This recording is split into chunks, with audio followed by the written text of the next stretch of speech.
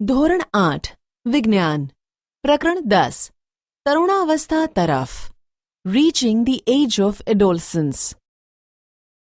અગાઉના પ્રકરણમાં તમે અભ્યાસ કર્યો કે પ્રાણીઓ કેવી રીતે પ્રજનન કરે છે. મનુષ્ય તેમજ ઘણા બધા અન્ય પ્રાણીઓ એક નિશ્ચિત આયુષ્ય સુધી પહોંચ્યા પછી જ પ્રજનન કરે છે.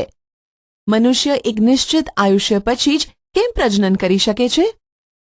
આ પ્રકરણમાં તમે માનવ શરીરમાં થતા એવા પરિવર્તનોનો અભ્યાસ કરશો કે જેના પછી તે પ્રજનન માટે સક્ષમ બને છે. પ્રકરણ 9માં તમે મનુષ્યના પ્રજનન અંગો વિશે અભ્યાસ કરી ચૂક્યા છો. આ પ્રકરણમાં આપણે એવા અંતઃસ્ત્રાવો વિશે ચર્ચા કરીશું જે બાળકમાં થનારા પરિવર્તનોમાં મહત્વની ભૂમિકા ભજવે છે, જેના કારણે બાળકનો વિકાસ થઈ તે પુખ્ત બની જાય છે. તરુણાવસ્થા તેમજ યૌવનારંભ અડોલસન્સ એન્ડ પ્યુબર્ટી. બુજો તેનો 12મો જન્મદિવસ ઉજવી રહ્યો હતો. મિત્રોના ગયા બાદ બુજો અને પહેલી પોતાના માતા પિતાની સાથે વાતો કરવા લાગ્યા. પહેલી એક કન્યા વિદ્યાલયમાં અભ્યાસ કરે છે. તે હસવા લાગી. તેણે ટિપ્પણી કરી કે બુજોના કેટલાક મિત્રો જેઓને 1 વર્ષ બાદ મળી હતી તેઓની ઊંચાઈ એકાએક વધી ગઈ હતી. તેમાંથી કેટલાકને તો મૂછો ઉગવાથી કાર્ટૂન જેવા દેખાતા હતા. તેની માતાએ તેને સમજાવ્યું કે છોકરાઓ મોટા થઈ ગયા છે. જન્મના સમયથી જ વૃદ્ધિ ચાલુ થઈ જાય છે, પરંતુ 10 કે 11 વર્ષના આયુષ્ય પછી વૃદ્ધિમાં એકાએક ઝડપ આવી જાય છે. વૃદ્ધિ દેખાવા લાગે છે. શરીરમાં થનારા પરિવર્તન વૃદ્ધિ પ્રક્રિયાનો એક ભાગ છે. તે એ બાબતનો સંકેત છે કે તમે હવે બાળક નથી રહ્યા, પરંતુ તમે પુખ્તા અવસ્થામાં પ્રવેશવા તરફ જઈ રહ્યા છો. શરીરમાં જોવા મળતા આ પરિવર્તનની સમયમર્યાદા ક્યાં સુધીની હોય છે? જીવનનો આ અલગ જ પડાવ છે જેમાં તમે બાળક પણ નથી રહ્યા અને પુખ્ત પણ નથી. હું જિજ્ઞાસુ છું કે શું બાલ્યકાળ અને પુખ્તાવસ્થાની મધ્યની આ અવસ્થાનું કોઈ વિશેષ નામ છે? વૃદ્ધિ એક કુદરતી પ્રક્રિયા છે.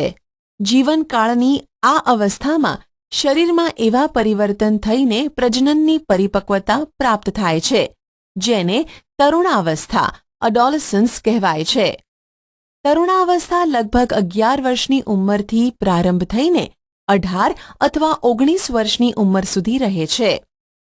આ અવધિ તરુણ એટલે કે ટીન્સ 13 થી 18 કે 19 સુધીની ઉંમર કહેવાતી હોવાથી તે અવસ્થાના બાળકોને તરુણો એટલે કે ટીનએજર્સ પણ કહેવામાં આવે છે.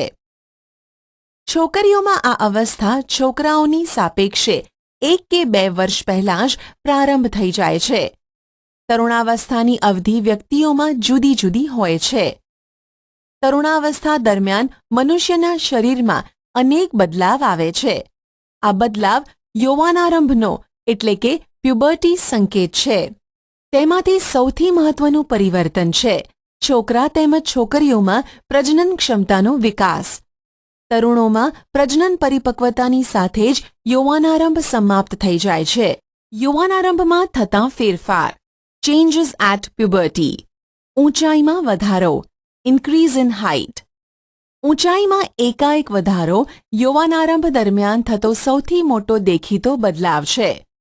આ સમયે શરીરના લાંબા હાડકાઓ તેમજ હાથ અને પગના હાડકાઓની લંબાઈમાં વધારો થાય છે, જે વ્યક્તિને ઊંચો બનાવે છે.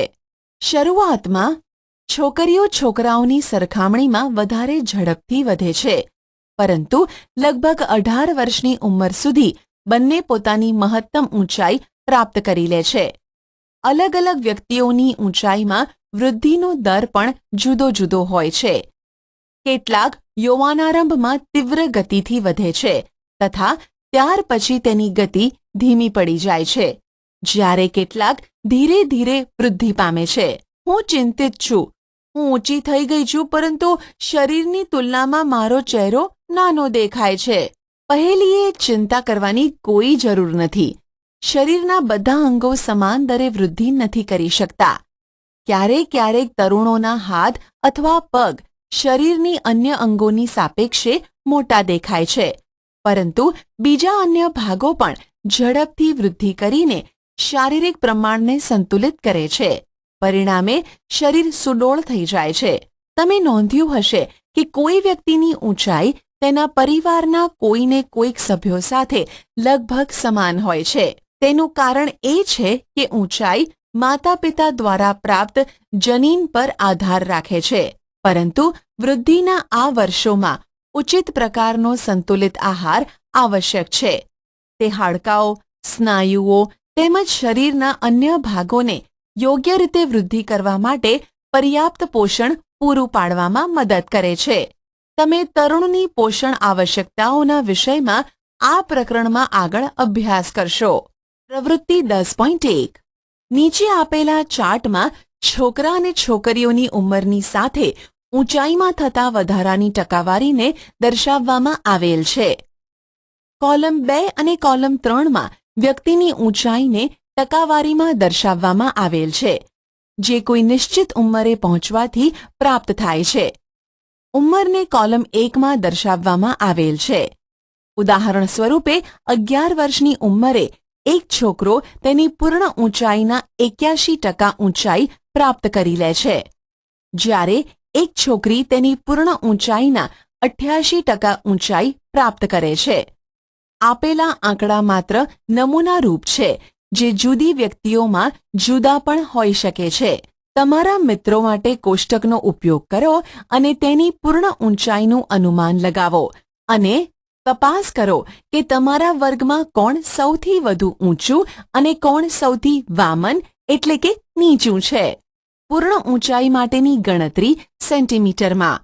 વર્તમાન ઊંચાઈ સેન્ટીમીટર અપોન વર્તમાન ઊંચાઈ એ પૂર્ણ ઊંચાઈની પર્સન્ટેજ ઇન્ટુ 100.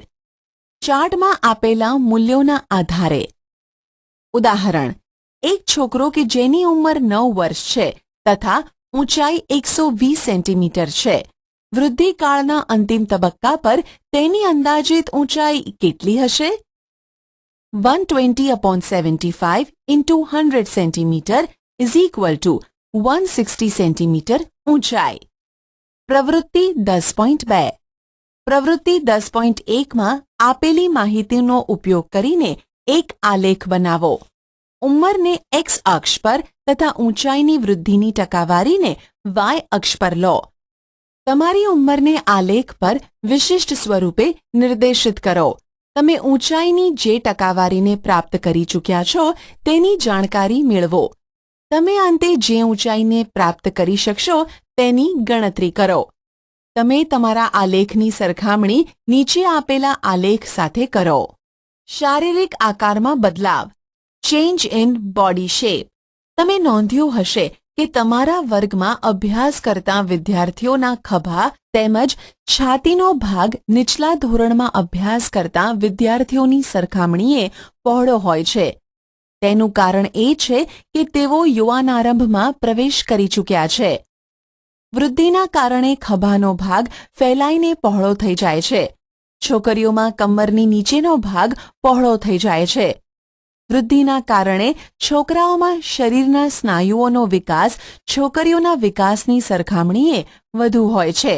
અર્થાત તરુણાવસ્થામાં છોકરા અને છોકરીઓમાં જોવા મળતા બદલાવ અલગ અલગ હોય છે. અવાજમાં બદલાવ. Voice change. શું તમે નોંધ્યું છે કે ક્યારેક ક્યારેક તમારા વર્ગમાં કેટલાક છોકરાઓનો અવાજ ફાટવા લાગે છે? યૌવનારંભમાં કંઠની ગ્રંથિ એટલે કે વોઇસ બોક્સ એટલે કે સ્વર પેટીમાં એટલે લેરિંગ્સ વૃદ્ધિની શરૂઆત થાય છે. છોકરાઓની સ્વરપેટી વિકાસ પામીને અપેક્ષાકૃત મોટી થઈ જાય છે. છોકરાઓમાં મોટી થયેલી સ્વરપેટી ગળાના ભાગમાં બહારની તરફ ઉપસી આવે છે, જેને કંઠમણી એટલે કે એડમ્સ એપલ કહે છે. છોકરીઓમાં સ્વરપેટી તેના નાના કદને લીધે માંડ દેખાતી હોય છે. સામાન્ય રીતે છોકરીઓનો અવાજ ઊંચો અને તીણો હોય છે, જ્યારે છોકરાઓનો અવાજ ભારે હોય છે.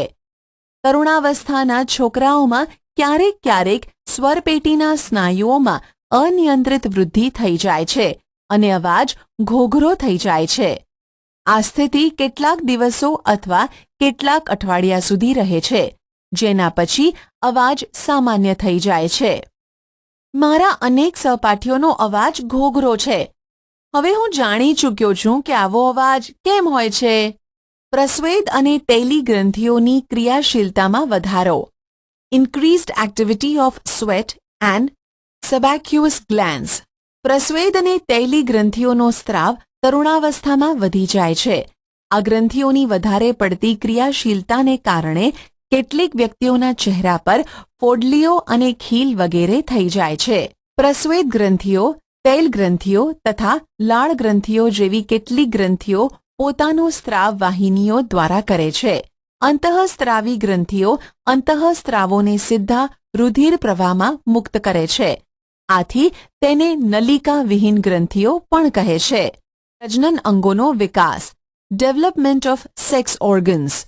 અગાઉના પ્રકરણમાં દર્શાવેલી આકૃતિ 9.1 તેમજ 9.2માં દર્શાવવામાં આવેલા માનવ પ્રજનનાંગોના અભ્યાસ કરો.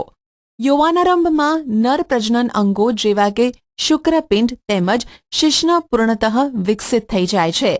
શુક્રપિંડમાંથી શુક્રકોષોનું ઉત્પાદન શરૂ થઈ જાય છે.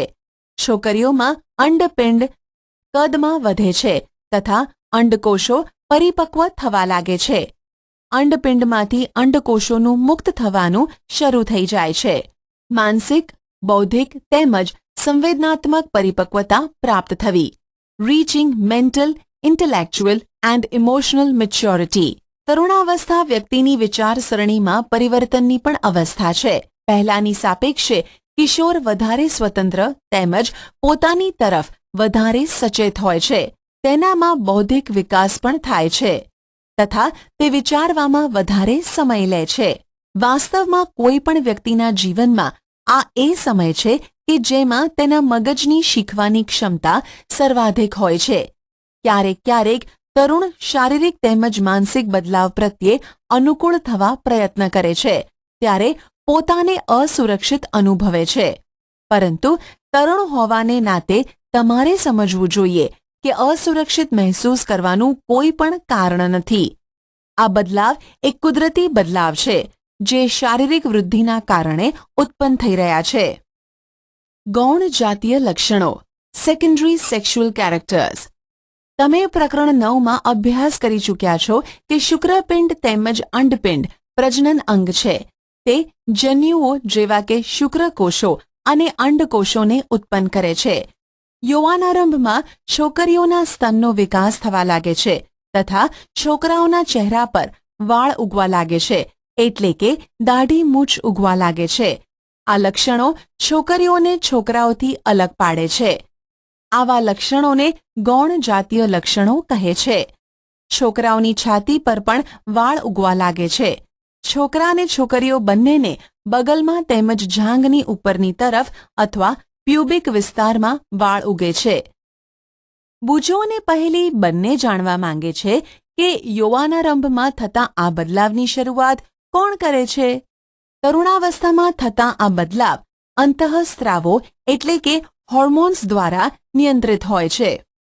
અંતઃસ્ત્રાવ એ રાસાયણિક પદાર્થ છે. તે અંતઃસ્ત્રાવી ગ્રંથિઓ એટલે કે એન્ડોક્રાઇન ગ્લેન્ડ્સ અથવા અંતઃસ્ત્રાવી તંત્રો દ્વારા ઉત્પન્ન કરવામાં આવે છે. યૌવનારંભની સાથે જ શુક્રપિંડ નર અંતઃસ્ત્રાવ અથવા ટેસ્ટોસ્ટેરોનનું નિર્માણ ચાલુ કરી દે છે. આ અંતઃસ્ત્રાવ છોકરાઓમાં બદલાવનું કારણ છે, જેના વિશે તમે હમણાં જ અભ્યાસ કર્યો છે. ઉદાહરણ તરીકે ચહેરા પર વાળ ઉગવા. છોકરીઓમાં યૌવનારંભની સાથે અંડપિંડ માદા અંતઃસ્ત્રાવ અથવા ઇસ્ટ્રોજન ઉત્પન્ન કરવાનું શરૂ કરી દે છે, જેનાથી સ્તન વિકસિત થઈ જાય છે. દૂધસ્ત્રાવી ગ્રંથિઓ સ્તનની અંદર વિકસિત થઈ જાય છે. આ અંતઃસ્ત્રાવોના ઉત્પાદનનું નિયંત્રણ એક અન્ય અંતઃસ્ત્રાવ દ્વારા થાય છે, જે પિટ્યુટરી ગ્રંથિમાંથી ઉત્પન્ન થાય છે. પ્રજનનિક કાર્યોની શરૂઆત કરવામાં અંતઃસ્ત્રાવોનો ફાળો. Role of hormones in initiating reproductive function.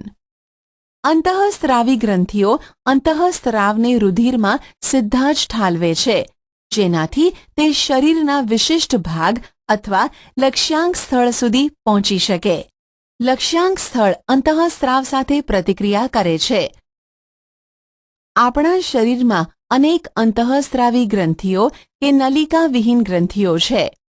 શુક્રપિંડ તેમજ અંડપિંડ જાતીય અંતઃસ્ત્રાવોને ઉત્પન્ન કરે છે. તમે હમણાં જ અભ્યાસ કર્યો કે આ અંતઃસ્ત્રાવો ગૌણ જાતીય લક્ષણો માટે જવાબદાર છે. જાતીય અંતઃસ્ત્રાવો પણ પિટ્યુટરી ગ્રંથિ દ્વારા સ્ત્રાવિત અંતઃસ્ત્રાવના નિયંત્રણમાં હોય છે. પિટ્યુટરી ગ્રંથિ અનેક અંતઃસ્ત્રાવો ઉત્પન્ન કરે છે, જેમાંથી એક અંતઃસ્ત્રાવ અંડપિંડમાં અંડકોષ તેમજ શુક્રપિંડમાં શુક્રકોષોના પરિપક્વનને નિયંત્રિત કરે છે. પિટ્યુટરી ગ્રંથિમાંથી સ્ત્રાવિત અંતઃસ્ત્રાવ પ્રજનન અંગોને ટેસ્ટેસ્ટરોન નરમાં તથા ઇસ્ટ્રોજોન માદામાં ઉત્પન્ન કરવા માટે પ્રેરિત કરે છે. રુધિર પ્રવાહમાં મુક્ત થાય છે તથા શરીરના વિભિન્ન ભાગો એટલે કે લક્ષ્યાંક સ્થળ સુધી પહોંચે છે. યૌવનારંભ દરમિયાન શરીરમાં પરિવર્તનોને ઉત્તેજિત કરે છે. પહેલી અને બૂજો હવે સમજી ગયા છે કે યૌવનારંભ વ્યક્તિના પ્રજનન અવધિનો પ્રારંભ છે, જ્યારે વ્યક્તિ પ્રજનન ક્ષમતા પ્રાપ્ત કરે છે. પરંતુ તે જાણવા માંગે છે કે શું પ્રજનન અવધિ એકવાર શરૂ થઈ જાય પછી જીવન પર્યાપ્ત ચાલુ રહે છે કે અમુક સમયે તે પૂર્ણ પણ થાય છે. મનુષ્યમાં પ્રજનન કાળની અવધિ, reproductive phase of life in humans. જ્યારે તરુણોના શુક્રપિંડ તથા અંડપિંડ જન્યુઓ ઉત્પન્ન કરવા લાગે છે ત્યારે તે પ્રજનન યોગ્ય થઈ જાય છે. જન્યુઓની પરિપક્વતા તેમજ ઉત્પાદનની ક્ષમતા પુરુષોમાં સ્ત્રીઓની સરખામણીએ વધારે હોય છે. સ્ત્રીઓમાં પ્રજનન અવસ્થાનો પ્રારંભ યૌવનારંભ એટલે કે 10 થી 12 વર્ષની ઉંમરથી થઈ જાય છે તથા સામાન્ય રીતે 45 થી 50 વર્ષની ઉંમર સુધી ચાલ્યા કરે છે. યૌવનારંભથી અંડકોષો પરિપક્વ થવા લાગે છે. અંડપિંડોમાં એક અંડકોષ પરિપક્વ થાય છે તથા લગભગ 28 થી 30 દિવસોના અંતરાલ પર કોઈ પણ એક અંડપિંડ દ્વારા મુક્ત થાય છે. આ સમયમાં ગર્ભાશયની દિવાલ જાડી થઈ જાય છે, જેનાથી તે અંડકોષના મુક્ત થયા બાદ યુગ્મનજને ગ્રહણ કરી શકે, જેના ફળ સ્વરૂપે ગર્ભધારણ થાય છે.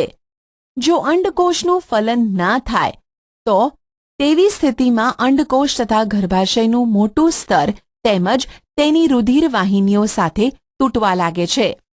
તેનાથી સ્ત્રીઓમાં રક્તસ્રાવ થાય છે, જેને ઋતુસ્રાવ અથવા રજોસ્રાવ એટલે કે મેન્સ્યુરેશન કહે છે. ઋતુસ્રાવ લગભગ 28 થી 30 દિવસોમાં એકવાર થાય છે. પહેલો ઋતુસ્રાવ યૌવનારંભની શરૂઆતમાં થાય છે, જેને રજોદર્શન એટલે કે મેનાર્ક કહે છે. લગભગ 45 થી 50 વર્ષની ઉંમરે ઋતુસ્રાવ થવાનું બંધ થઈ જાય છે. ઋતુસ્રાવ બંધ થઈ જવાની ક્રિયાને રજોનિવૃત્તિ એટલે કે મેનોપોઝ કહે છે.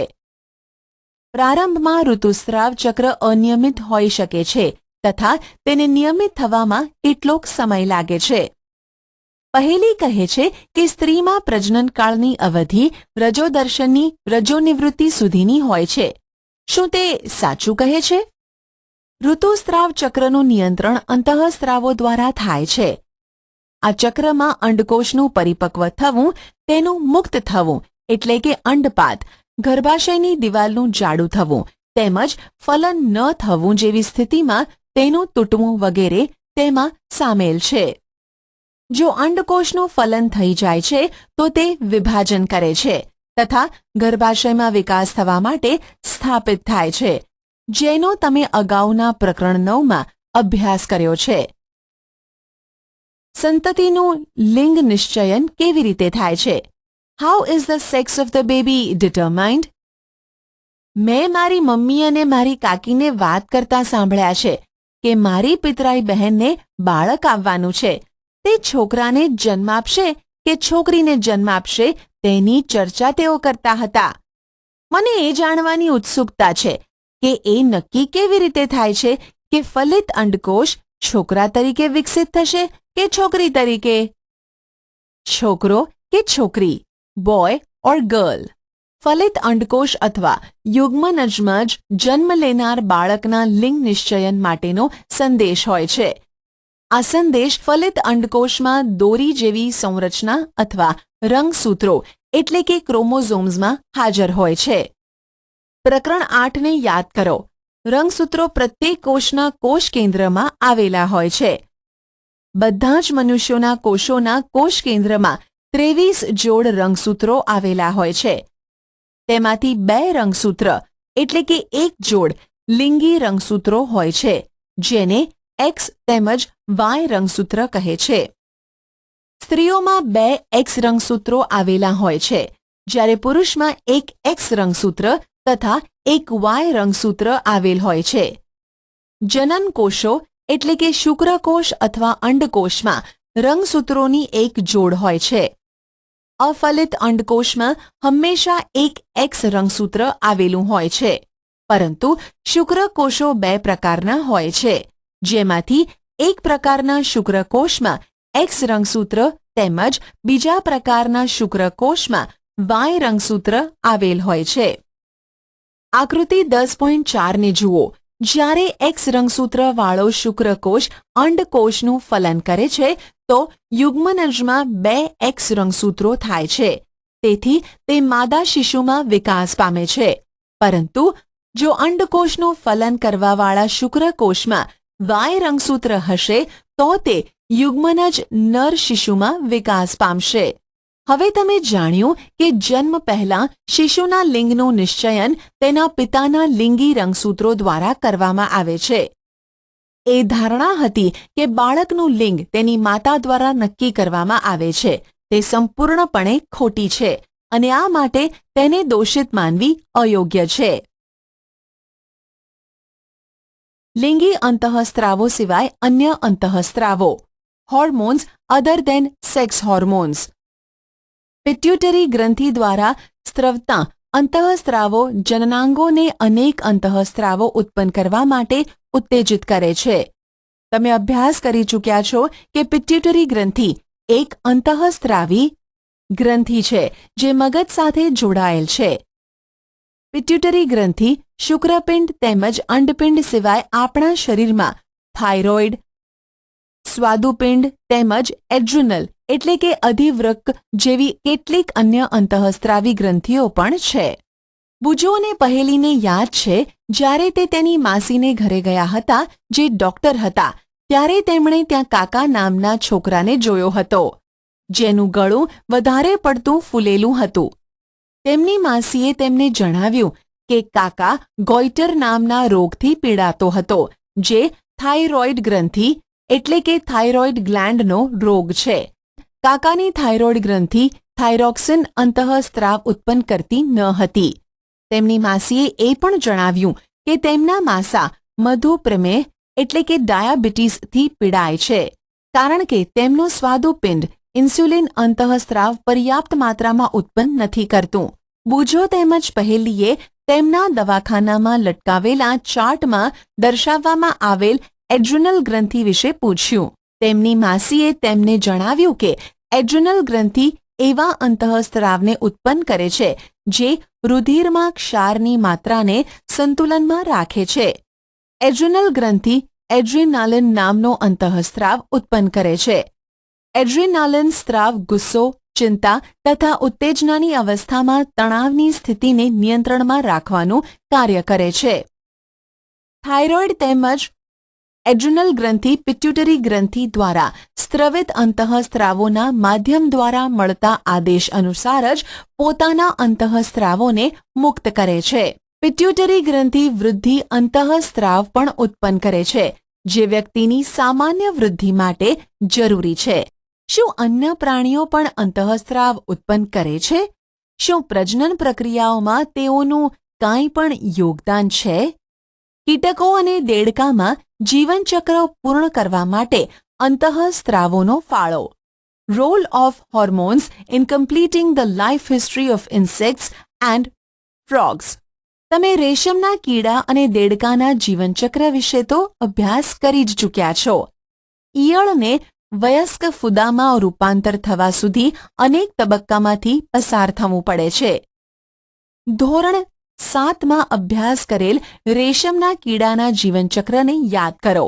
તેવા જ પ્રકારે ટેડપોલને પણ પુખ્ત દેડકો બનવા માટે અનેક તબક્કામાંથી પસાર થવું પડે છે. પ્રકરણ 9. લાર્વામાંથી પુખ્ત બનવાના આવા પરિવર્તનને કાયાંતરણ કહે છે. કીટકોમાં કાયાંતરણનું નિયંત્રણ કીટ અંતઃસ્ત્રાવો દ્વારા થાય છે. દેડકામાં થાઇરોઇડ દ્વારા સ્રવિત અંતઃસ્ત્રાવ થાઇરોક્સિન વડે તેનું નિયમન થાય છે. થાઇરોક્સિનના ઉત્પાદન માટે પાણીમાં આયોડીનની હાજરી આવશ્યક હોય છે. ટેડપોલ જે પાણીમાં વૃદ્ધિ કરી રહ્યા હોય તેમાં જો પર્યાપ્ત માત્રામાં આયોડીન ન હોય તો ટેડપોલ પુખ્ત દેડકામાં પરિવર્તિત થતો નથી. જો વ્યક્તિના આહારમાં પર્યાપ્ત આયોડીન ન હોય તો શું તેને થાઇરોક્સિનની ઉણપથી ગોઈટર થઈ જશે? કોઈ સામાયિક અથવા ડોક્ટર પાસેથી માહિતી એકત્રિત કરો અને આયોડીનયુક્ત મીઠાના મહત્વ પર એક નોંધ તૈયાર કરો. તમે તેની જાણકારી ઇન્ટરનેટ દ્વારા પણ મેળવી શકો છો. સ્વાસ્થ્ય હેલ્થ. વ્યક્તિની શારીરિક તેમજ માનસિક તંદુરસ્તી તે વ્યક્તિનું સ્વાસ્થ્ય કહેવાય છે. કોઈ પણ ઉંમરની વ્યક્તિના શરીરને સ્વસ્થ રાખવા માટે તેને સંતુલિત આહારની જરૂરિયાત હોય છે. વ્યક્તિએ પોતાની સ્વચ્છતાનું ધ્યાન રાખવું જોઈએ તેમજ પર્યાપ્ત શારીરિક કસરત પણ કરવી જોઈએ. તરુણાવસ્થામાં જ્યારે શરીર વૃદ્ધિ કરે છે ત્યારે ઉપરની બાબત અત્યંત આવશ્યક થઈ જાય છે. તરુણની પોષણ આવશ્યકતાઓ ન્યુટ્રિશનલ નીડ્સ ઓફ ધી એડોલસન્સ. તરુણાવસ્થા તીવ્ર વૃદ્ધિ તેમજ વિકાસની અવસ્થા છે. આથી કોઈ પણ તરુણના આહારનું આયોજન અત્યંત કાળજીપૂર્વક કરવું જોઈએ. તમે અભ્યાસ કરી ચૂક્યા છો કે સંતુલિત આહાર એટલે કે બેલેન્સ ડાયટ શું છે. યાદ કરો કે સંતુલિત આહારનો અર્થ એ છે કે ખોરાકમાં પ્રોટીન, કાર્બોદિત, ચરબી એટલે કે ફેટ, વિટામિન તેમજ ખનિજ ક્ષારોની પર્યાપ્ત માત્રામાં હાજરી. આપણું ભારતીય ભોજન જેમાં રોટલી, ભાત, દાળ તેમજ શાકભાજી હોય છે તે એક સંતુલિત આહાર છે. દૂધ પોતે જ એક સંતુલિત આહાર છે. ફળ પણ આપણને પોષણ આપે છે. શિશુઓને માતાના દૂધમાંથી સંપૂર્ણ પોષણ પ્રાપ્ત થાય છે જેની તેઓને જરૂરિયાત હોય છે. લોહ તત્વ એટલે કે આયન રુધિરનું નિર્માણ કરે છે તથા લોહથી ભરપૂર ખોરાક જેવા કે લીલા પાંદડાવાળા શાકભાજી, ગોળ, માંસ, સંતરા, આમળા વગેરે કિશોરો માટે સારા છે. તમારા બપોરના તથા રાત્રિના ભોજનના ખાદ્ય પદાર્થોની તપાસ કરો. શું ભોજન સંતુલિત તેમજ પોષક છે? શું તેમાં એવા ખાદ્ય પદાર્થો સામેલ છે જે ઊર્જા પ્રદાન કરે છે તથા શું તેમાં દૂધ, માંસ, ધાન્યો તેમજ કઠોળ સમાવિષ્ટ છે જે વૃદ્ધિ માટે પ્રોટીન પ્રદાન કરે છે? શું તેમાં ચરબી તેમજ શર્કરા પણ સામેલ છે જે ઊર્જા પ્રદાન કરે છે? ફળ અને શાકભાજી વિશે શું ખ્યાલ છે જે રક્ષણાત્મક ખોરાક છે? ચિપ્સ તથા પેકિંગ ફૂડ અથવા ડબ્બામાં બંધ ખોરાક સ્વાદિષ્ટ હોય છે પરંતુ તેને નિયમિત ભોજનના ભોગે ન ખાવા જોઈએ કારણ કે તેમાં પોષણ માત્રા પર્યાપ્ત હોતી નથી. પ્રવૃત્તિ 10.4. તમારા મિત્રોનું એક જૂથ બનાવો. એવા ખાદ્ય પદાર્થોના નામ લખો જે તમે ગઈકાલે નાસ્તામાં, બપોરે કે પછી સાંજના ભોજનમાં ખાધા હોય. એવા ખાદ્ય પદાર્થોની ઓળખ મેળવો કે જે ચોક્કસ વૃદ્ધિ માટે જવાબદાર હોય. જંક ફૂડને પણ ઓળખો કે જે તમે ગઈકાલે ખાધા હોય. પ્રવૃત્તિ 10.5. આકૃતિ 10.6 માંથી પ્રેરણા લઈ ચાર્ટ અથવા પોસ્ટર બનાવો અને તમારા વર્ગમાં ચોંટાડો જેનાથી તમે કિશોરના આહાર પ્રત્યેની આવશ્યકતાઓથી સચેત રહો. તેના માટે તમે તમારી રચનાત્મક શક્તિનો ઉપયોગ કરી તેને વિજ્ઞાપન સ્વરૂપે પણ પ્રદર્શિત કરી શકો છો. તમે આ વિષય પર સ્પર્ધાનું પણ આયોજન કરી શકો છો. વ્યક્તિગત સ્વચ્છતા પર્સનલ હાઇજીન.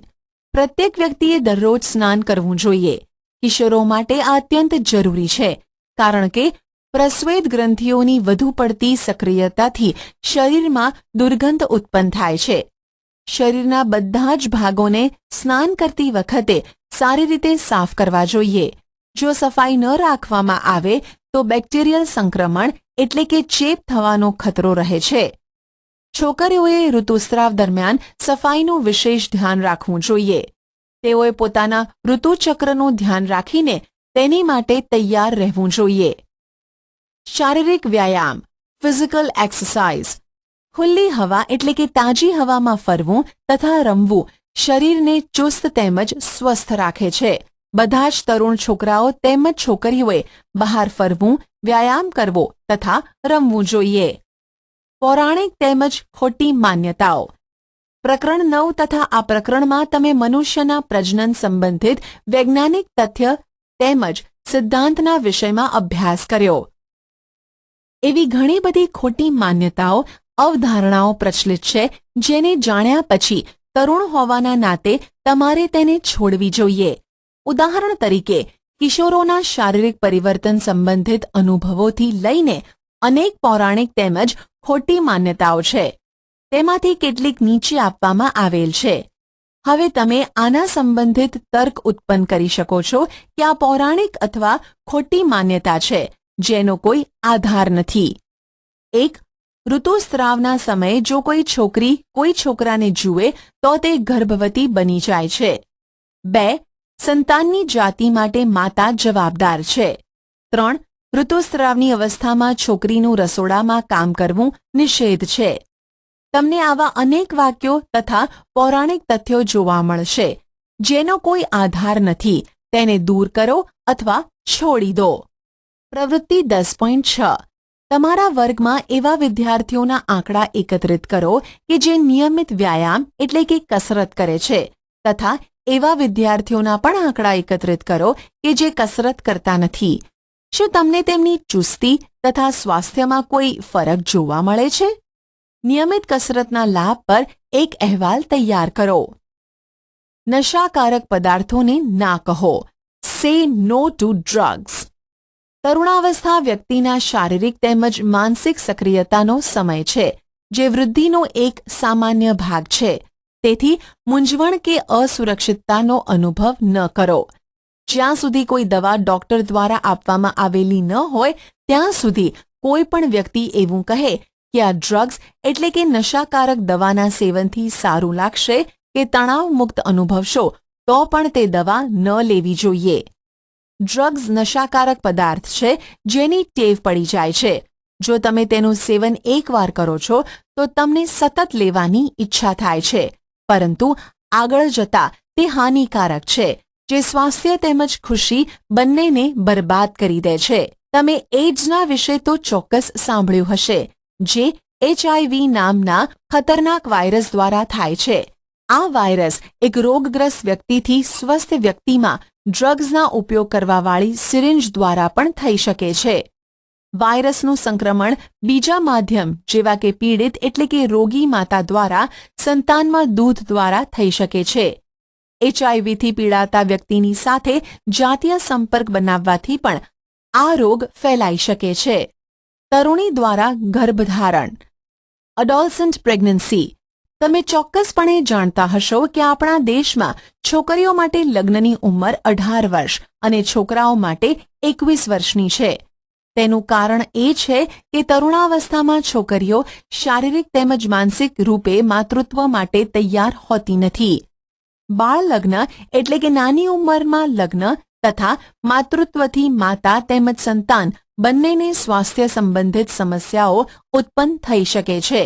તેનાથી યુવા સ્ત્રીઓમાં વ્યવસાય ક્ષેત્રમાં પણ ઘટાડો થાય છે કારણ કે માતૃત્વની જવાબદારી ઉઠાવવા માટે સક્ષમ હોતી નથી. આથી તે માનસિક તકલીફોથી ઘેરાયેલી રહે છે. પારિભાષિક શબ્દો. કંઠમણી, એડમ્સ એપલ, તરુણાવસ્થા, અડોલસન્સ. Adrenaline, adrenaline. સંતુલિત આહાર, બેલેન્સ્ડ ડાયટ. અંતઃસ્ત્રાવી ગ્રંથિઓ, એન્ડોક્રાઇન ગ્લેન્ડ્સ. Oestrogen, oestrogen. અંતઃસ્ત્રાવો, હોર્મોન્સ. Insulin, insulin. પિટ્યુટરી ગ્રંથિ, પિટ્યુટરી ગ્લેન્ડ. યૌવનારંભ, પ્યુબર્ટી. પ્રજનનાત્મક સ્વાસ્થ્ય, રિપ્રોડક્ટિવ હેલ્થ. ગૌણ જાતીય લક્ષણ, સેકન્ડરી સેક્સ્યુઅલ કેરેક્ટર્સ, જાતીય રંગસૂત્રો, સેક્સ ક્રોમોઝોમ્સ, લક્ષ્યાંક સ્થાન, target site, testosterone, testosterone, thyroxine, thyroxine, સ્વર પેટી, વોઇસ બોક્સ.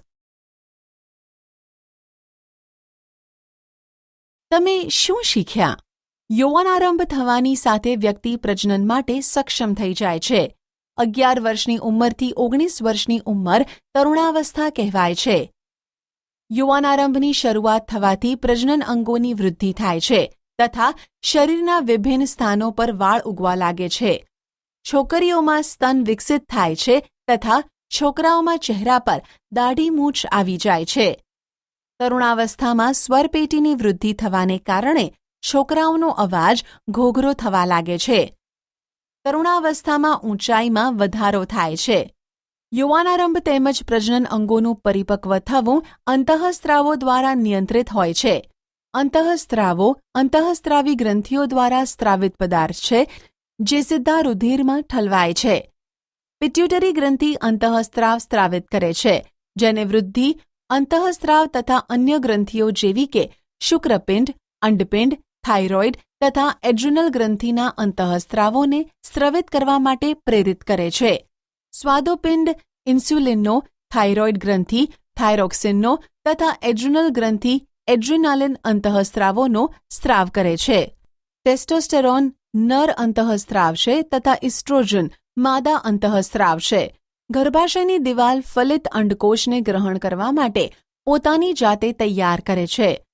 ફલન ન થવાની સ્થિતિમાં ગર્ભાશયની દિવાલની અંદરની જાડી સપાટી તૂટી જાય છે અને રુધિરની સાથે શરીરની બહાર નીકળી જાય છે. તેને ઋતુસ્ત્રાવ અથવા રજોસ્ત્રાવ કહે છે. ન જન્મેલા શિશુની જાતિ એ બાબત પર આધાર રાખે છે કે ફલિતાંડમાં XX રંગસૂત્ર છે કે XY રંગસૂત્ર છે. તરુણાવસ્થામાં સંતુલિત આહાર લેવો તથા વ્યક્તિગત સ્વચ્છતાનું પાલન કરવું મહત્વપૂર્ણ છે.